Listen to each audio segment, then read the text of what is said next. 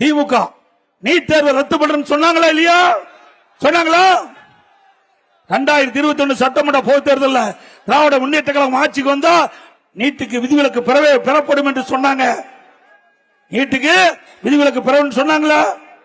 திரு உதயநிதி அவர்கள் நீட்டு ரத்து செய்வதற்கு ரகசியம் இருக்குன்னு சொன்னாரு. நீட் விலக்கை பெற வேண்டும் என்று சொன்னால் மத்திய அரசாங்க துணை வேண்டும். அத நாடாளுமன்றத்தில் பேசுறீங்களா? நாடாளுமன்றத்தில் அழுத்தம் கொடுத்து நாடாளுமன்றத்தில் ஒத்தி வைக்கின்ற அளவிற்கு நீங்கள் முயற்சி செஞ்சீங்களா? இல்லையே.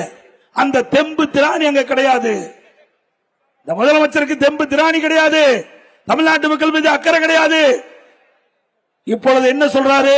கடந்த சட்டமன்ற கூட்டத்தொடரில் நீட்டுக்கு விதிவிலக்கு பெற முடியாதுன்னு சொல்லிட்டார். நீட்டுக்கு விதிவிலக்கு பெற முடியாதுன்னு சொன்னாலும் நீட்டை கொண்டு வந்தது காங்கிரஸ் கட்சி. அப்பொழுது திமுக கட்சி சேர்ந்த நாடாளுமன்ற இன்றைக்கு காந்தி செல்வன் என்ற நாடாளுமன்ற மத்திய சுகாதார இணையமைச்சராக இருந்தாரு. அப்பதான் நீட்டே கொண்டு வந்தாங்க.